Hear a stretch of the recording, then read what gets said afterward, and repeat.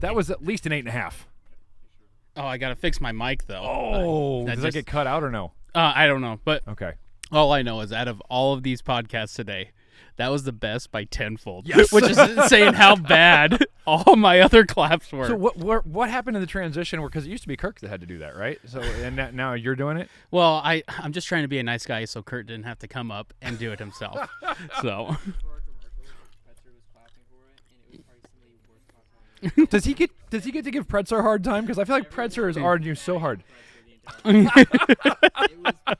worst thing I've ever done. Aaron was on him about it. It was That's amazing. Well, so we're here for part 2. Okay. And one thing I kind of want to dive in a little bit is get some of your perspective. So, I mean, you met Jason at FerensCon. You might have met him before, too. Oh, yeah. And I've known him for years. For a long I time. think I met him in like 2012 originally, yeah. Yeah, but, I mean, just thinking about, kind of your expertise, what do you see about the system that you enjoy the most? And that's a hard one. I thought you were going to give me an easy question of Yep. is he going to join us? Hey, Jason, you got 10 minutes? Sweet. Jump on it. Is that going to throw anything off, Kurt? It's like everything. Like I don't have anything turned on. Oh, okay. I'm sorry. Maybe next year. Oh, now I'm bummed. Okay. I know. No, I love if I have to pick what he's doing that's like the cool, I don't even know if I could do that, right? Because like between the reincorporation of livestock, which I think is brilliant, and like a carbon-based fertility, we can go down that whole rabbit hole, right? You got carbon-based fertility, but then you've also got like the photosynthetic, like the light capture and all that stuff, and like his presentation there. I mean, first of all, he's legitimately, I think, and I'm not just saying this because he's over, he probably can't even hear me. He's not paying attention with his ADHD either, but he may be the smartest individual I know in agriculture. Like he's so obsessed with like angles and light and all this kind of stuff, but it all matters, and it's stuff that we don't typically talk about in ag. Like I sent you guys a picture today. I don't know if you had time to see it with all the podcasts you recorded. Not yet. Okay, yeah, so Pretzer was like, "What is that?" when I sent it to the group thread, and it's red tatsoi, which is a Japanese leafy green. Okay. And it's 2 leaves next to each other, and the only difference is one was grown in my indoor hydroponic garden, and one was grown outdoor. And I should point this out: both of them started in my hydroponic garden, same day. So it's same. But I was making room to put more strawberries in because I love my hydroponic strawberries. So I took one plant out, and I was like, screw it. I wonder if I can grow this outside my raised bed. So I took it out there, and dude, I mean, it's massive. It's so much bigger than the one that's grown indoors, right? And so you're like, well, what are the differences? What are the differences that make a difference? And it's light. I mean, it's really what it comes down to is light, right? You get full spectrum sunlight, you get greater light intensity, all this stuff. And I think some of the stuff that he's doing with light capture and being intentional with, spacing and trying to maximize that. So if I have to pick, that was literally like the hardest question you could have asked me. You're welcome. Because I don't know that I have a favorite, but I think it's all cool and it's brilliant. For again, the guys that are in what I would say not marginal areas, but like problematic or challenging areas, right? Like the fringe areas. Yeah. So again, back to Montana, a lot of stuff in the plains. The reincorporation of livestock, like one of my biggest pet peeves, one of the biggest issues I see that we have in agriculture was this divorce, the separation of livestock and row crop, right? Like I get on my horse about this all the time, right? That like we know, and this is not me, it's Marshner, right? Yep. So, and I had Pretzer read from the Marshner Bible, right? Like what we are doing with phosphorus is not sustainable. The mines are going to run out. Manure, compost, these are sustainable, renewable sources of phosphorus. We've got to figure out how to bring these things back together. And then if you look at the data set that I've put together, all of you have put together really, because it's all your guys' data, right, of the grain nutrient removal, the carbon-based fertility, the guys that are using manure, the guys that are using cover crops to a lesser degree, but it's still incorporating more carbon, are seeing more nutrient-rich grains than what I would call like a conventional program. So when you look at like the stock cropper and you get the livestock back in there and that whole system going, I don't know. I can't pick. I can't pick. And maybe even to go down that rabbit hole, a lot of these guys, when this is aired, they're probably 4 weeks away from harvest. Maybe touch on that again. Oh, yeah. The grain removal, just as it's on my mind, to make sure that we mention that, because if somebody hasn't done that, or if this is their first time hearing about it, what great. you're doing. Yeah. So all I've been doing, guys, over the last year and a half now, is I started to realize that most of the, like if you go read a table from University of Illinois, University of Minnesota has done this, I think UNL has done this, of your quote-unquote removal rates, right? That's it's an average. They do a survey. So like they'll go out to a bunch of farms in Illinois. They'll ask the farmer for permission, I assume, get in the grain bin. And so you may have multiple hybrids in there, like you may have whatever. And then they just kind of take this average of, here's they send it off and get it analyzed. And for the record, guys, we associate, I think blindly, tissue testing with like the leaf. The leaf is a Yep. tissue for sure, but so is the grain. The grain Yes. is still a plant tissue. So all they're doing is a plant tissue test on the grain to look at the analysis of the nutrients that are there. And so you go and dig it out of the bin and you throw it all in, you get this big, nice bell curve, and here's Yep. what we're at. On hybrids that are 30, 40 years old that don't even exist anymore. And so my argument is like, guys, look, if you are obsessed or dead set on, I got to put removal rates out, I've got to cover my removal rates, for the love of God, do it on your removal rates, Yep. on your farm, on your hybrids, etc. It's an $18 test, right? Not an acre. That's $18 period. Through Waters Ag Labs. I think Midwest can do it. I think AgVice can do it. So I like Waters because Yep. they'll actually carbon copy me on the results. Yep. We'll put it in the database, and you can kind of see, like, I'm breaking it out by hybrid, so guys are like, what else are we doing? Soil type. I tried to, in my data set, I've tried to limit it to what I think guys will reasonably do, right? So Yep. it's like the state that they're in, and then hybrid and variety, and if they're using manure or not. Yep. Yes, I believe soil type will come into play. Oh, there's a lot a of whole bunch factors. of stuff, right? It But just I'm matters how starting- many deltas. How many Yes. deltas do you really want? and how many will people reasonably track since I'm Yep. crowdsourcing this? Yeah. Exactly. Well, and I think too, though. I mean, with that, when it comes to lab, I guess this is my personal opinion. Maybe I'm wrong, but a lot of times when it comes to just legit tissue test, it's really a grind and burn method. That if you have one that's 5 minutes away from your house, send it. Yeah. Send in results. It's gonna be. It's not gonna skew the data. Is Right, how right. I personally feel on that. Yeah, no, I'm good with that too. In a perfect world, I would love to see us getting to the point where we're using like XRF technology, because then it's a non-destructive sampling, and we can Yeah. continue to test it, 3, 4, 5 times and make sure we get the same results, whatever. But yeah, I think the methods that are there, and here's the thing, right? At the end of the day, with what we're already seeing, I've got almost 200 data points on corn. I want to say 20 or 30 on soybeans, and a little bit less on wheat right now, because for whatever reason everybody jumped on corn. Guys, it's simple procedure. All you got to do is like stop the combine, or even just the wagon, right? Yeah. I mean, that's fine. But take a coffee can, go scoop out some grain, put it in a Ziploc baggie and send it in. Please limit it to one number, because again, Yeah.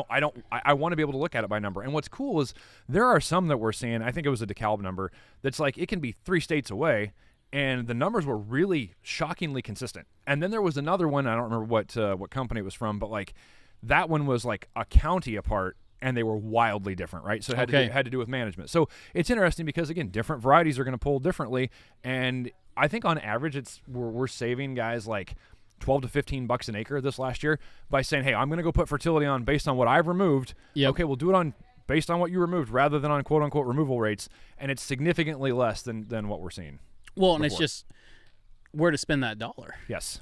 Is it K? Is it P? Is it? Yeah. Like Yeah. that. I think Micros, that yeah. part. Yeah, I think that part is what's the powerful part of it. Like maybe you get the results back, and that hybrid was a phosphorus hog. Yep.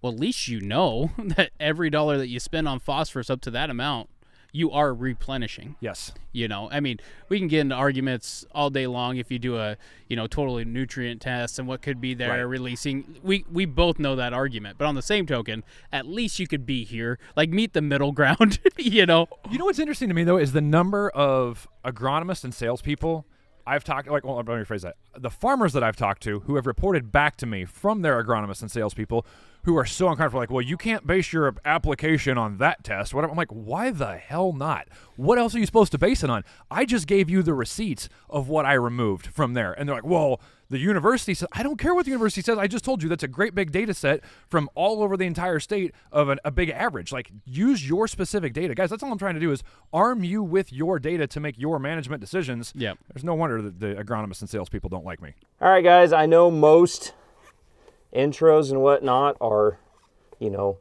staged, prepared, whatnot. This one isn't. I'm Josh Bretzer, the president of Singular Agronomics, and we're playing Tetris on Planner right now, trying to fix an O-ring. But if you haven't checked out our website, check it out at singularagronomics.com. Oh, you're right there. I was wondering where you were. Yeah, Singular Agronomics. Just Google it. We're adding stuff to that thing all the time. We're not tech nerds, but we've got some good tech nerds helping us with that. So trying to build that thing out to where it's a great resource for farmers. Let's go do some planting. Shocker. Yeah, Kurt. Shocker. How dare you?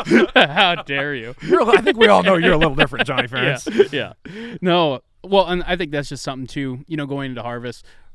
I mean, would we like data from every single field? Yeah, 100%. Sure. But if you're one of those guys that are just like, hey, yeah, I'll do that on that back 80. I mean, this is opportunity to kind of remind you too, because we both know we're gonna blink here, and corn's gonna be brown again. I know. Well, and it's different too, right? Like if you've got a flat section in Illinois versus highly variable ground in Kansas or something, like take something that's representative and get as close as you can. It will still be better and more accurate than relying on 40-year-old university data on hybrids that don't exist anymore. Well, and it just blows my mind the difference of hybrids throughout the whole season, let alone at the end what it's pulling. Just how you can have, I don't want to call it a cookie cutter approach to fertility programs, but the acres I'm scouting and the different types of managements, and you can just naturally see more phos release in this management system. You can naturally see more potassium in this management season. It just blows me away, and that's another delta that's never really talked about either, is the differences of these hybrids and how they react. Now, that's a rabbit hole that would need so much data, right? Yes, we would. But it's just something that I always realize that we can only control what we can control. So we can sit here and go down here, down there with these different thought processes, but if there's still a delta that's a generation before on this crop, like, where do you draw the line? Yeah. Well, and that's why I said for me, when guys are like, well, why don't we get soil type? Why don't we get whatever? And it was like, I'm trying to do what I think a farmer will reasonably say, okay, I can do this without causing too much of a headache or too much of an imposition.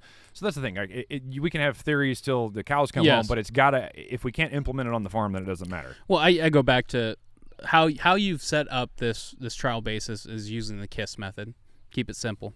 Yeah. We both know what the last word is. Oh yeah. Yeah. So that's just one thing I really like about it, because you can come up with correlations. Can somebody's deep in research said you did it wrong? Well, maybe, but it's actually practical. Yeah, it has to be applied. Yeah. So I guess thank you for doing that. I'm excited to see where those numbers grow to. Me too, and I'll be very interested to see if this carbon-based fertility thing continues the trend that we're seeing right now, which again was like, this has a big watershed effect when you guys really think about this logically, right? So like if I'm using manure and seeing more nutrient dense grain, what does that mean? Like, yes, I'm pulling more nutrients off of my field. So I think that our gut reaction, let me rephrase that, not mine, the salesperson's gut reaction is opportunity, right, to go sell more stuff. Yeah. But this, carbon-based fertility manure, I think that the issue there is like, we got to think about what happens to this pool of fertility. When I apply phosphorus to my field, let's talk about where that goes, okay? So we have options. We can get into the crop. We can be tied up or stay in the soil effectively, right?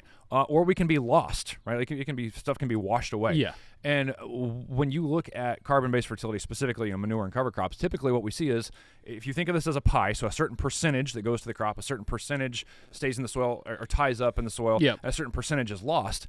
It changes the way that pie looks. Carbon-based fertility puts a bigger slice of the pie into the crop and into the soil, and a smaller percentage that is lost. Relative to a conventional program, which has a smaller slice going into the crop, a smaller slice being saved, and a bigger slice that gets lost and washed down the river. So when I think about it from an economic standpoint, right, if I'm like trying to put myself in the shoes of the farmer, I want to keep what I'm putting on my field and or in my crop, right? Yes. So that's where I'm a huge fan of, again, carbon-based fertility, manure, cover crops, etc.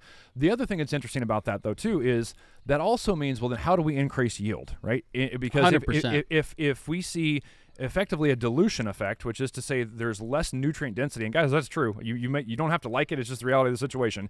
As yield goes up, right, that nutrient density gets diluted down. Yes. Because we're filling that with, carbon, sugars, carbohydrates, what's the word I'm looking for? The products of photosynthase. There you go. Right, the ultimate end result of when the meds are gone, it's hard to, my brain gets going fast and the words don't always keep up with the brain.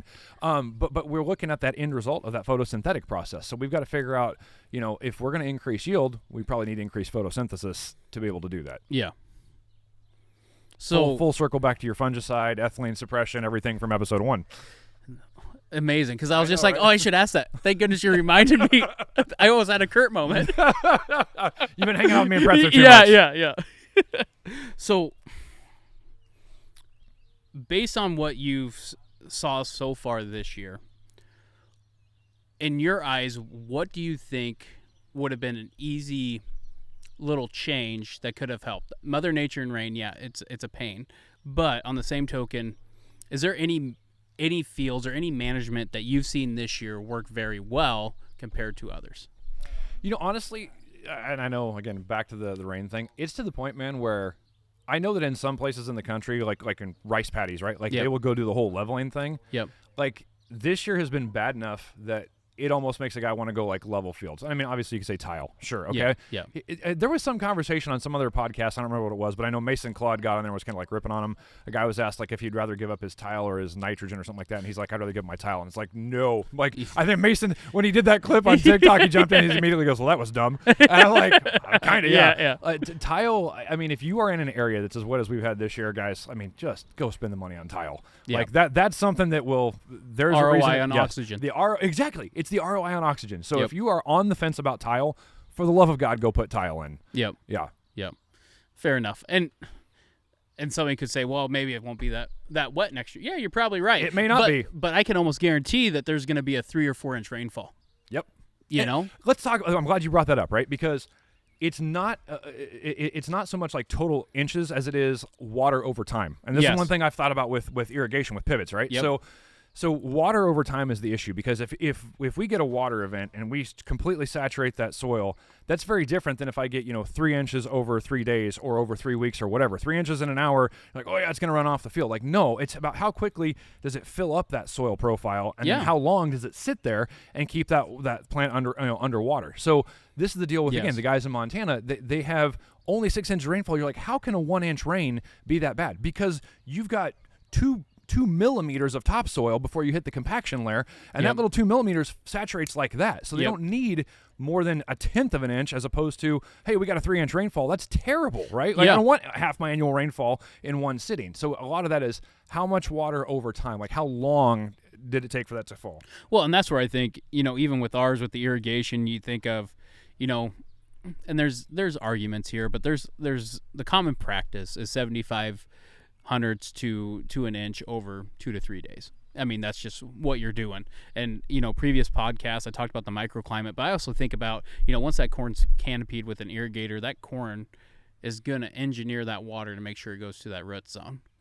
So a 75 hundredths through a pivot may actually look like the same as, let's just say, an inch when it comes strictly to water. Now, with that being said, our irrigation water has a lot more impurities in it than rainwater ever would. True. So I would still take the rain. Yes. But it's just one of those concepts that I always think about, while we're using these irrigators and putting it towards there of like, what are we getting there? Because, I mean, if we can get that water when that plant is using 30 hundredths a day, 3 inches, it's going to be okay. But if you're getting that when the crop's only using 5 hundredths a day, oops, it's just sitting there. It's not good.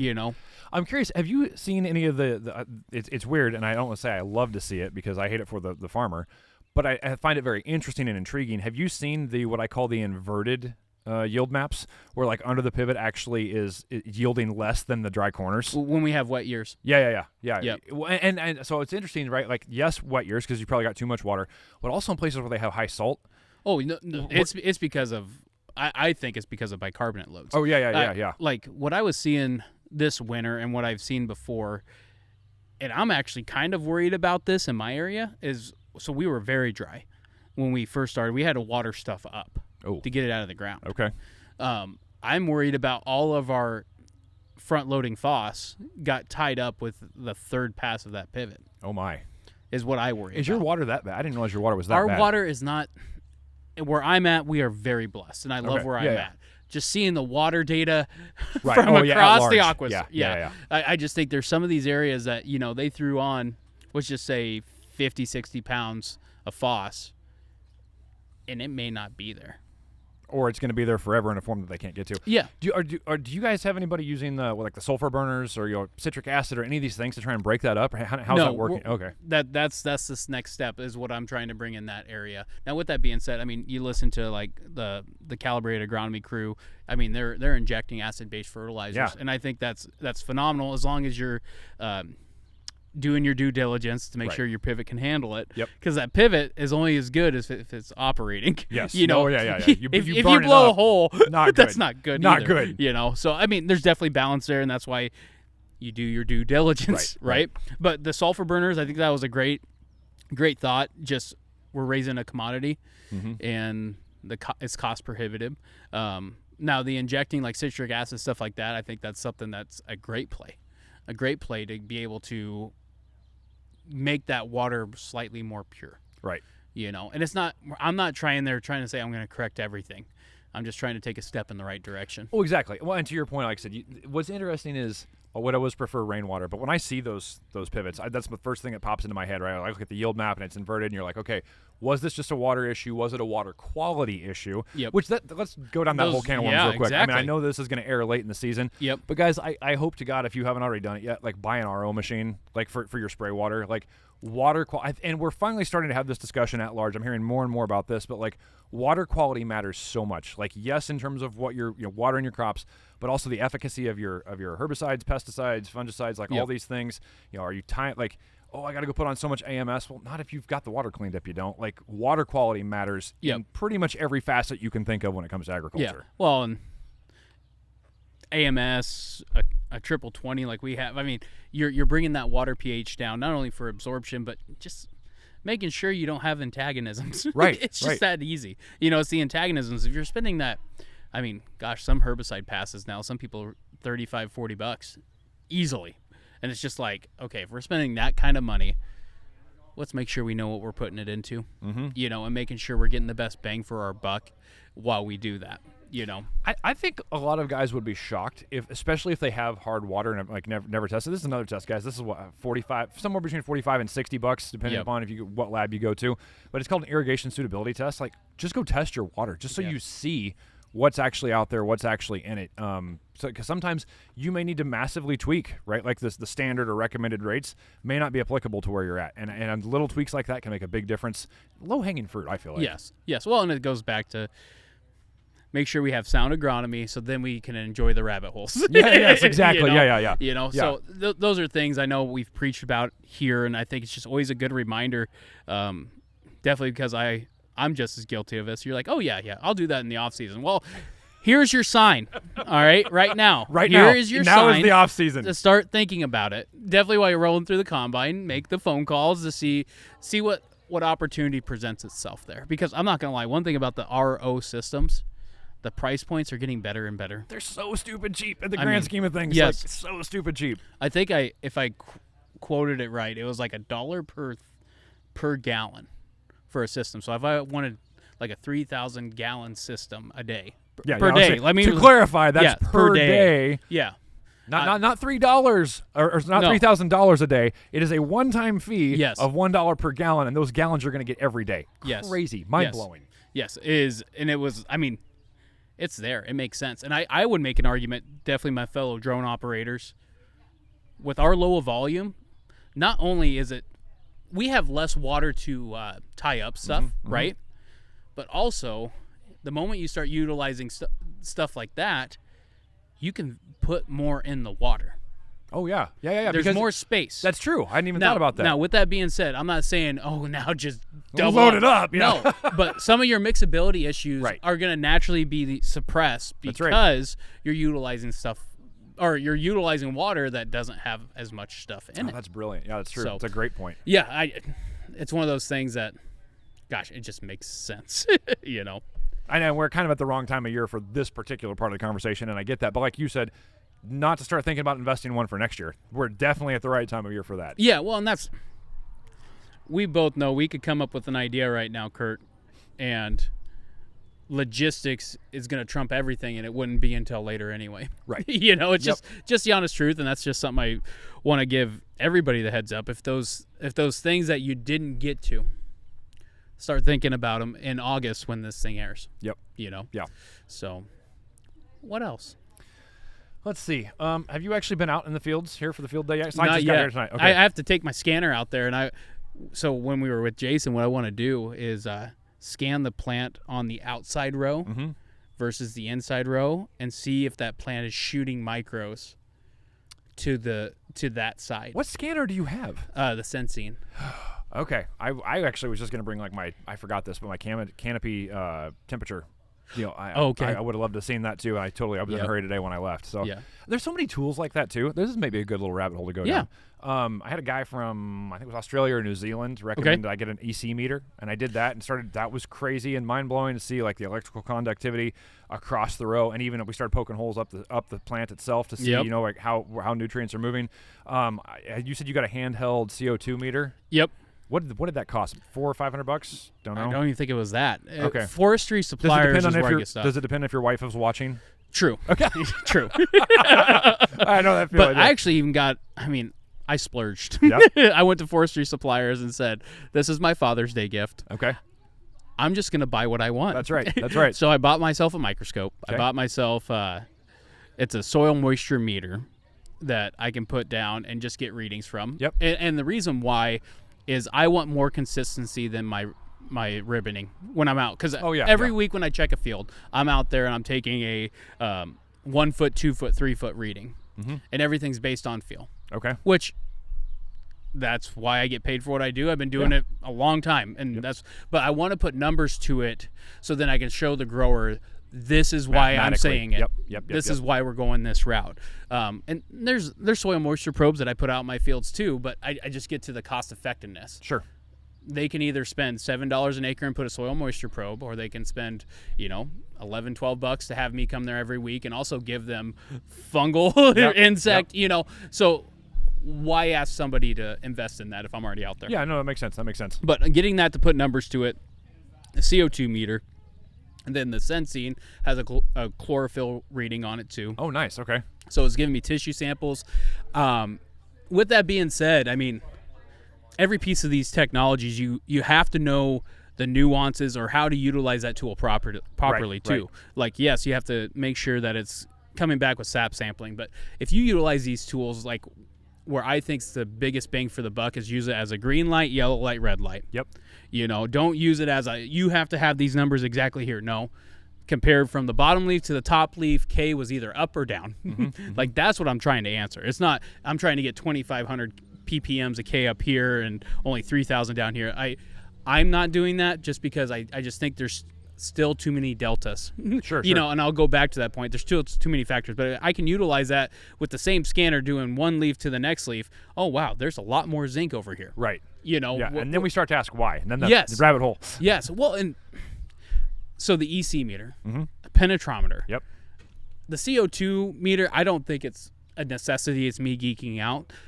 But I want one though. I know. I'm not gonna lie. It's actually the next tool that I want to get. Yeah. And then I think a chlorophyll meter. Between those right there, you can answer a lot of questions on your farm. I would actually add to that. Yes, please do. Soil probe matters a lot. Yes. So I'm a huge fan. Like I hate what I would call the standard soil probes. I like the one, I think it's called KHS, and the price has gone up over the years. But it's got like an alligator clamp on it. It's like when you push down with your foot, it like pinches it together, and then you can pull it. See, here's the thing. It's funny. You love it. I absolutely hate it. It must be a factor of soil type. But for me, I started that when I was doing all that nitrogen research. So I could lift it up. It hinges. So I hinged it. Yep. I could cut it and get the exact measurement. So I could go 0 to 4. Yes. 4 to 8, 8 to for 12. For that test, it's awesome. Yeah. The only thing, and this is me, just so I'm everybody knows. I'm intrigued. So I don't like that because I can't go deep enough. Oh, that's true. Yeah. There's like a 6-inch or an 8-inch and then a 12-inch version too. There's a longer one. Right? How deep are you wanting to go? I want to go 3 foot. Okay. Well, then no. You need a different soil probe for that. But you have to remember too, with my soils, I can do that just with myself because of my lighter soils. True. So when I'm probing, I'll do I think my actual probe is 18 inches. So I'll do a 0 to 18, do moisture test all the way down that to see where it's at. And then I'll take it out again and go down the same hole and get another 18. Okay. No, that's, and again, and for that, get both. They're not that expensive, yeah, guys. yeah. Just get both of them. Just get both of them. So I just like it when we can disagree. It does seem kind of rare. I'm not going to lie. Yeah. Oh, how much time we got left, Kirk? We doing okay? Oh, okay. The next disagreement we're going to have, Soprano, on this one is we got to go deep on the bricks thing. Ooh. Not today. It's a teaser for the next one sometime. Okay. All right. Well, we'll save the bricks for another time. Okay. But with that being said, you got to be careful. All right. We'll just leave it at that. Okay. But again, follow us on social media. Kurt, thank you for traveling here. Happy to be here. Let's go enjoy Jason's corn and see what we can find. Sounds good. All right. Guys, thanks for watching the content so far. If you would like to see more, be sure to subscribe to our YouTube channel. We've got all the full-length podcasts, other video information, tutorials on there. Also on all the major podcast platforms and social media sites, Facebook, Instagram, TikTok, etc. So if you like this, go ahead and check more out on all those platforms.